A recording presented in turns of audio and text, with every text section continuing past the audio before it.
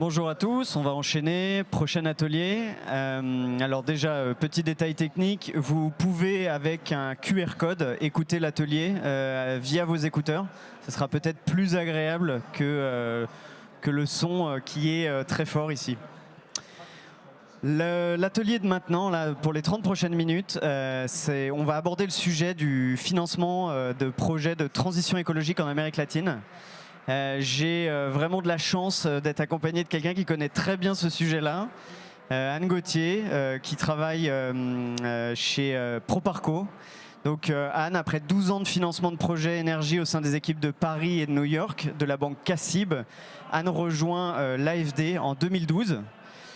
4 ans passés au sein de l'équipe de financement structuré de l'AFD qui lui ont permis de contribuer à la structuration de prêts non souverains aux entreprises publiques avant de prendre la responsabilité au sein de l'agence de Johannesburg de l'origination des prêts au secteur financier et sociaux en Afrique du Sud et de la supervision de l'activité au Zimbabwe et en Zambie.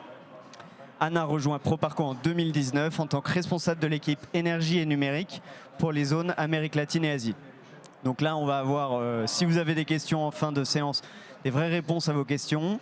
Nous, on va essayer de vous donner un peu une vision claire de ce qui se passe. Le but c'est que ce soit un échange, donc n'hésitez pas. Alors Anne, pour commencer, est-ce que tu peux nous donner quelques mots d'introduction sur Proparco et situer votre activité de financement des ENR?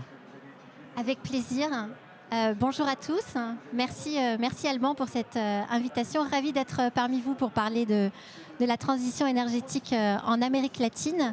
Peut-être juste un mot pour situer Proparco. Proparco est la filiale de l'Agence française de développement dédiée au financement du secteur privé. Donc on est dans l'écosystème des institutions financières de développement parmi les intervenants de taille relativement importante avec des engagements de 2 milliards par an. On intervient dans 68 pays dans le monde et pour ce qui est de l'Amérique latine, Proparco couvre tous les pays, à l'exception du Chili et de l'Uruguay. Et pour parler terrain, on a 3 bureaux qui interviennent en Amérique latine, donc les collègues de Mexico que tu connais bien, Alban, un bureau à Sao Paulo et un bureau à Saint-Domingue. Voilà, l'Amérique latine représente environ 20% de l'activité de Proparco et c'est un territoire particulièrement important pour les sujets infrastructures et énergies renouvelables qui sont vraiment historiquement au cœur de notre activité, mais dont l'importance a été nettement renforcée ces dernières années. Je voulais juste citer deux engagements du groupe sur lesquels on communique régulièrement. Notre engagement 50% climat, donc la moitié des projets du groupe AFD doivent contribuer directement à un effet bénéfique sur le climat. Ça, c'est un engagement pris en 2012. Et puis depuis la COP à Paris 2017, l'engagement que la totalité de nos financements soit alignée avec l'accord de Paris. Voilà. Donc dans ce cadre, effectivement, l'Amérique latine est un territoire important pour cette activité climat. Et 20%, c'est conséquent quand même sur une activité mondiale. Sur ces 20%, il y a, j'imagine, une bonne partie qui concerne les ENR. Si vous devez faire un bilan de vos engagements depuis 10 ans sur les ENR en Amérique latine, aujourd'hui, tu ferais quel bilan à peu près ? Alors, un bilan très positif, puisque l'Amérique latine représente le tiers des engagements climat du groupe, ce qui montre à quel point le secteur des énergies renouvelables est dynamique dans cette zone. Si je zoome vraiment sur l'activité de financement en dette des énergies renouvelables, donc ce dont s'occupe mon équipe depuis Paris, on a financé sur les 10 dernières années 800 millions d'euros de financement à l'énergie. Donc avec en tête, en termes de technologie, des financements solaires tout d'abord, de l'éolien, l'hydro évidemment très, très présent sur la zone, et puis quelques financements géothermie, mais dans une moindre mesure. Donc oui, un rôle réellement, une place réellement importante des énergies renouvelables sur le continent, qui s'explique par le dynamisme du secteur en tant que tel et l'importance des énergies renouvelables en Amérique latine. Peut-être pour retenir un chiffre, aujourd'hui 30% des énergies primaires en Amérique latine proviennent d'ores et déjà de sources renouvelables, donc ce qui représente plus de la moitié de la moyenne mondiale. Donc un territoire extrêmement propice pour trois raisons en fait. Déjà, l'abondance des ressources naturelles. Je mentionnais l'hydro, mais également un potentiel extrêmement important sur tout ce qui est solaire et éolien. Donc beaucoup de ressources sur le continent. Une tendance mondiale qui est la baisse du coût des équipements, donc qui a permis l'émergence des technologies et le développement de ces projets solaires et éoliens. Et une particularité forte sur le continent latino-américain, c'est cette volonté politique particulièrement forte de développer les énergies renouvelables. Peut-être à nouveau un chiffre. 9 pays ont pour ambition d'atteindre 70% d'énergie renouvelable à l'horizon 2030, ce qui est le double de ce à quoi s'est engagée, de la trajectoire Union européenne. Alors, avec des paysages contrastés, je pense qu'on pourra revenir sur le détail par pays, mais dans un nombre de pays, un cadre propice au développement de ces énergies renouvelables. C'est énorme, tous les chiffres que tu cites. On a plutôt l'habitude d'avoir la mauvaise pub du Brésil ou du Mexique où généralement les ENR sont un peu moins acceptés. Là, tu nous dis 9 pays, un tiers de l'ENR monde de vos financements, 800 millions. Bon, ça fait plaisir à entendre quand même. Il y a de l'ENR, il y a du projet en Amérique latine. Il y a de l'ENR, il y a du projet. Si on veut revenir sur le Mexique, je pense qu'on était tous les voyants étaient au vert il y a quelques années. Quand la volonté politique est là, et c'est pour ça que je voulais souligner ce paramètre important, les sujets avancent.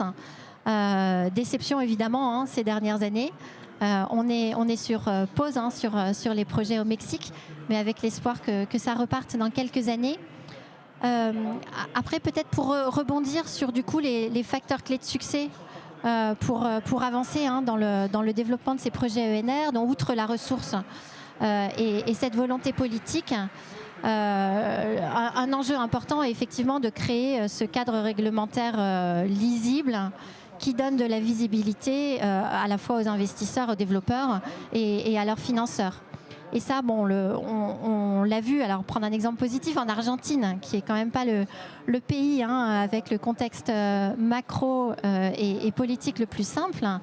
Je pense que l'alignement des planètes a tout de même eu lieu, avec un travail important des développeurs, de la communauté des financeurs auprès du gouvernement, pour parvenir derrière la Banque mondiale à mettre en place un système d'appel d'offres qui a fait ses preuves. Les projets Rénovar ont vu le jour. On travaille ensemble, Alban, sur les projets de Neoen qui n'ont pas été les plus faciles à mettre en place, mais qui aujourd'hui arrivent à se construire. Donc je dirais, on y arrive quand cette volonté est là et qu'un cadre peut être développé qui permet d'attirer des développeurs expérimentés en capacité de délivrer, construire les projets. Après, c'est vrai que si je mets ma casquette de banquier, je pense que les points d'attention classiques sont vraiment les sujets de pure bankabilité, la qualité de crédit de l'off-taker, la bankabilité du PPA, la bonne gestion du risque de change. On le voit, important de vérifier la manière dont le tarif est libellé dans le contrat de vente d'électricité et s'assurer de la bonne cohérence avec la devise du financement. Et enfin, je pense important de mentionner parmi les facteurs clés de succès des projets les aspects environnementaux et sociaux. Qui sont évidemment dans notre ADN de DFI. Côté Proparco, c'est un point d'attention particulièrement important, qui peuvent être perçus comme des contraintes. Mais on en discute beaucoup avec les développeurs partenaires avec qui on travaille, qui sont tout de même un garde-fou important et un gage d'acceptabilité des projets. Et un label intéressant à obtenir pour préparer les refinancements. On parlera peut-être des tendances sur les marchés. Mais avoir ce label projet respectant des normes élevées peut permettre et le financement et le refinancement. Donc je voulais le mentionner comme un facteur positif et auquel il faut veiller. Ouais, c'est important. On voit qu'il y a quand même une démarche de tous les acteurs français notamment, d'essayer de plus porter ces projets-là, de plus les soutenir, peut-être aussi d'avoir un peu plus de flexibilité de temps en temps sur les outils qu'on propose pour mieux les soutenir. Après, pour rebondir sur ce que tu disais sur la gestion des risques, bon, à part la variation du taux de change qui effectivement est un point clé dans l'étude de ce type de projet, tous les autres sont inhérents à ce type d'études et c'est pas propre à l'Amérique latine que de bien vérifier quand même à qui on s'adresse et s'ils ont les capacités de rembourser, et si le projet est viable dès le début. Donc effectivement, ce sont des points clés. Après, ce que je voulais te demander, c'est quel est le rôle spécifique des DFI pour accompagner le développement de ces projets-là et quelle complémentarité surtout avec les autres acteurs financiers? Oui, je pense que c'est vraiment un point important et on l'a vu, comme tu le disais, les bons projets, les projets bancables, bien structurés, trouvent preneurs et sont facilement financés. Et je pense qu'il faut s'en réjouir de cet appétit et de ces objectifs climat, non seulement au sein de la communauté des DFI, mais au sein de la finance privée. De la finance privée locale. On voit l'appétit des banques locales sur nos marchés d'intervention sud-américains. Il faut s'en réjouir. L'épargne privée se mobilise également avec de nombreux financements, refinancements obligataires sur ces marchés.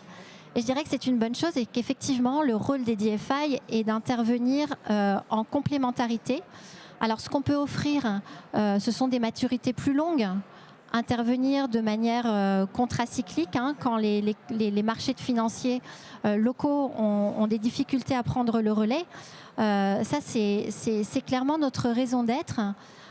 Après, je pense important aussi de mettre en avant notre souhait d'apporter des approches groupes et une connaissance du terrain forte. Côté Proparco, on travaille vraiment très étroitement avec notre maison mère, nos collègues de l'AFD, présents dans la plupart des pays de la région, qui sont en capacité d'appuyer à l'émergence des projets et d'aider à rendre ces projets bancables. Donc l'émergence des projets, c'est ce qu'on entend, pas uniquement sur le continent sud-américain, mais enfin le sujet, c'est quand même de réussir à mettre en place ces cadres réglementaires. Donc le dialogue sectoriel avec les autorités est particulièrement important à ce titre.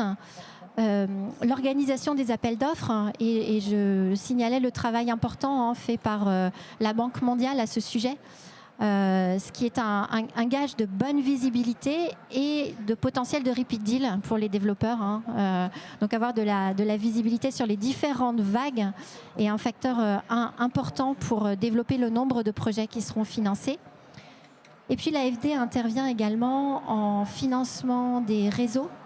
Donc là, pareil, qui dit plus de projets renouvelables, dit besoin d'avoir un réseau de qualité et en capacité d'absorber des énergies intermittentes. Donc là, de la même façon, un point important. Et enfin, ce travail à effectuer sur la bankabilité des off-takers. Donc l'AFD intervient en prêt direct à ces off-takers et puis en assistance technique pour essayer de renforcer leur qualité de crédit. Et je dirais que c'est un moyen de bien préparer les conditions d'intervention, donc de Proparco et du secteur privé en général, sur l'émergence de ces projets. Peut-être un mot pour mentionner que le groupe s'est équipé d'une plateforme sectorielle énergie. Donc en fait, nos experts AFD, Proparco et Expertise France, depuis un an ou deux, se réunissent régulièrement en plateforme sectorielle pour échanger sur les contextes d'intervention et s'assurer d'une bonne coordination entre nos interventions.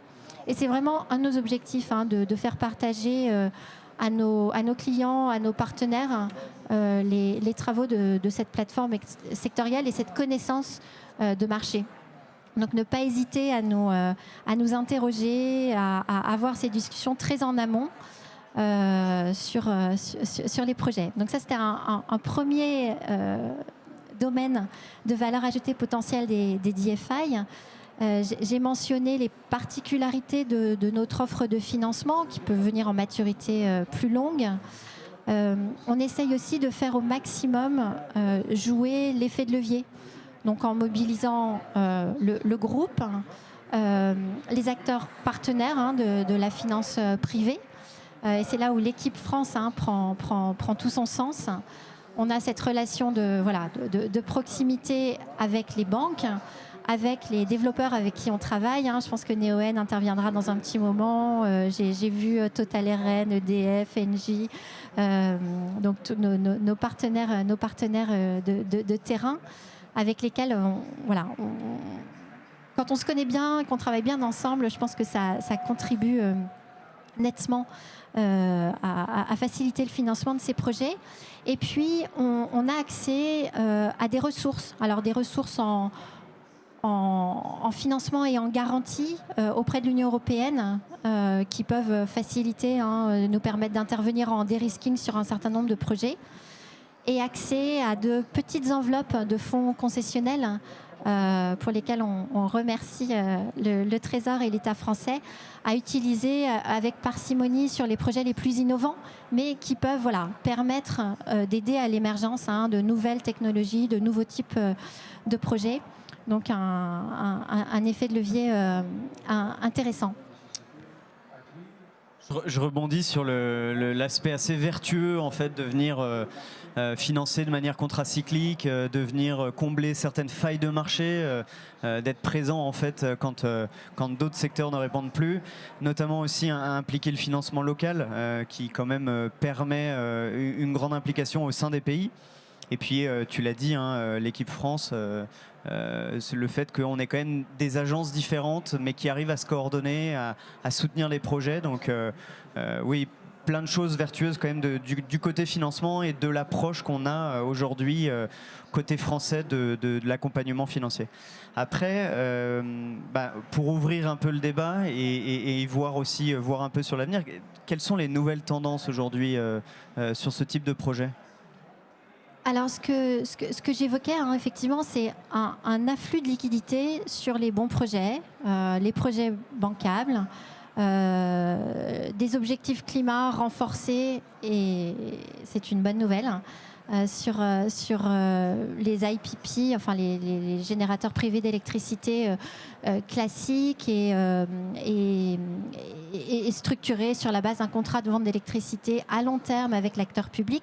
Donc je dirais ça, c'est les projets standards qui continuent à bien se financer sur le continent.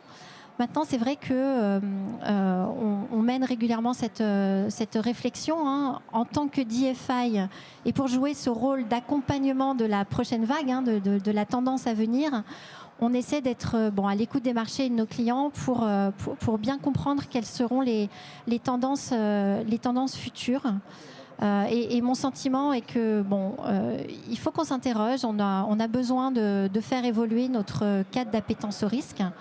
Notre palette d'outils et nos manières de travailler pour accompagner ces nouvelles tendances. Alors ce qu'on voit, et je pense que c'était un des sujets de conf en parallèle sur le forum, il y a des évolutions technologiques qui conviendra d'accompagner. Ce qu'on voit beaucoup, ce sont ces projets d'efficacité énergétique.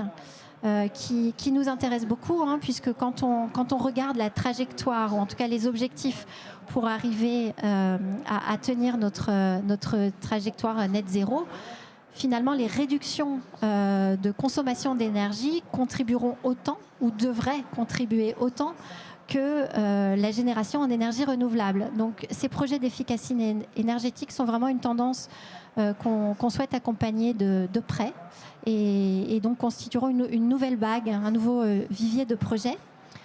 On s'intéresse de près à tous ces sujets de stockage Et on voit de plus en plus sur les projets qu'on finance, les projets s'équiper de batteries. Mais on voit également des appels d'offres pour des projets 100% stockage, qu'on sera extrêmement intéressé à accompagner, parce que c'est une partie importante de la solution pour permettre cette intégration des énergies renouvelables.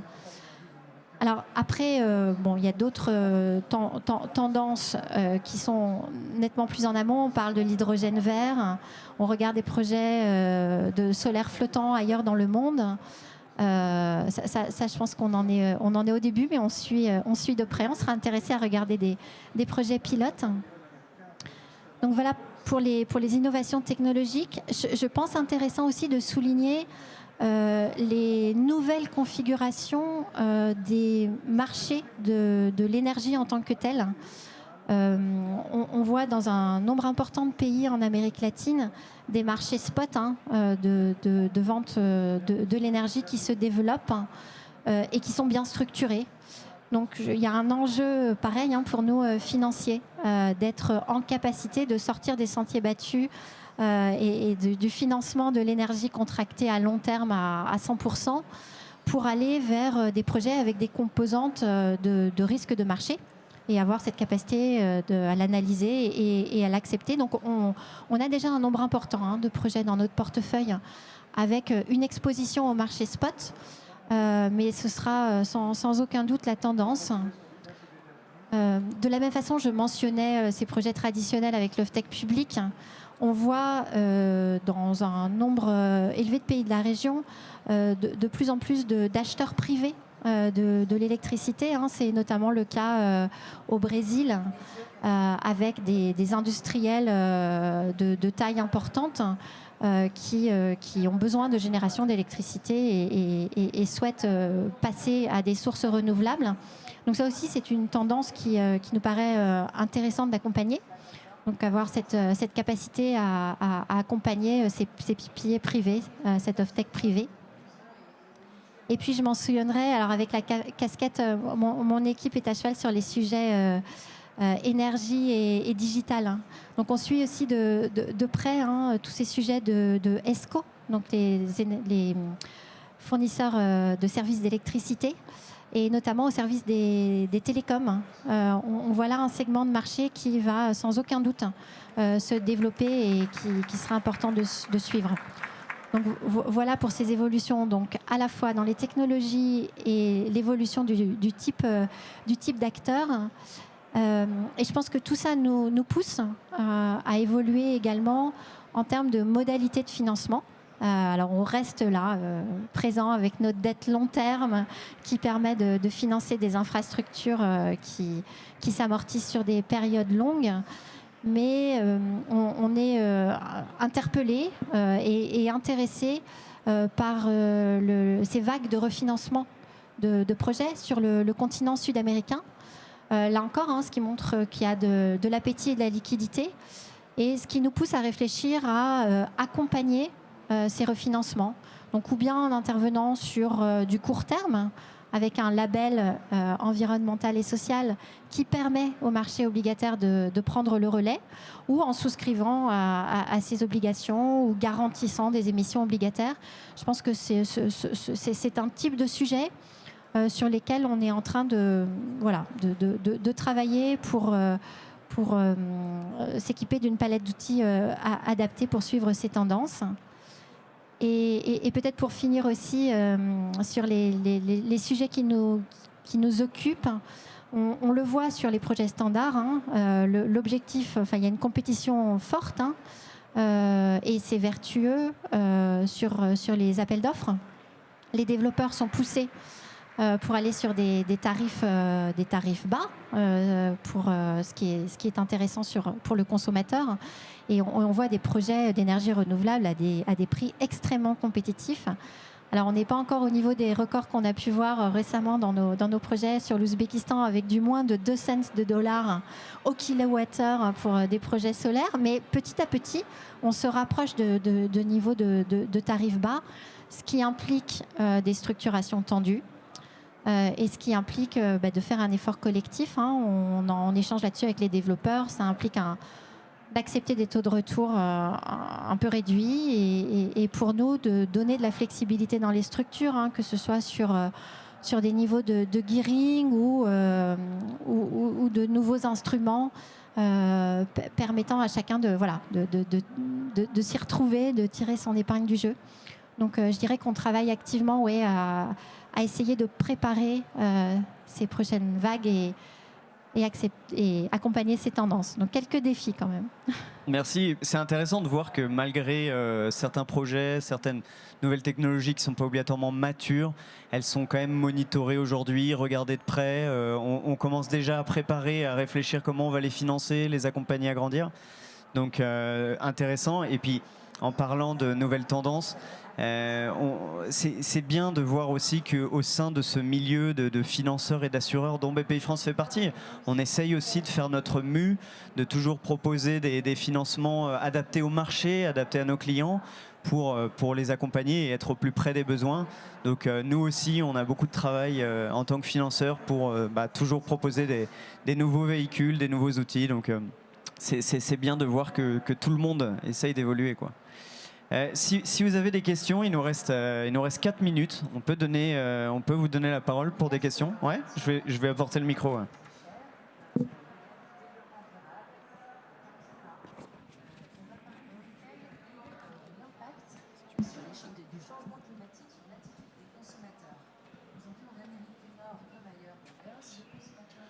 Concernant le biogaz, la méthanisation, est-ce que vous savez s'il y a une volonté politique qui se fait au Brésil particulièrement ? Alors, on voit un certain nombre de projets, effectivement, biogaz, méthanisation sur le continent et dans les Caraïbes qu'on suit. Je ne saurais pas vous répondre précisément sur le cadre réglementaire au Brésil.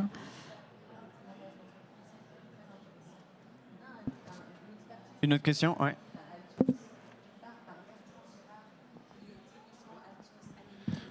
Bonjour, Edouard Sefernian, BPI France. Est-ce que vous voyez beaucoup de projets de mini-réseaux sur l'Amérique latine ? Et est-ce que vous financez ce type de projet ? Alors, Proparco a une offre pour les projets de mini-réseaux, hein, de mini-grid, principalement ciblés sur l'Afrique, où on voit un nombre important de projets. Aujourd'hui, c'est un sujet sur lequel on est en veille sur le continent sud-américain, sans avoir encore financé ce type de projet. Mais tout ce qui est off-grid, mini-grid, oui, on a une offre importante sur le continent africain qui pourrait être répliquée en Amérique latine.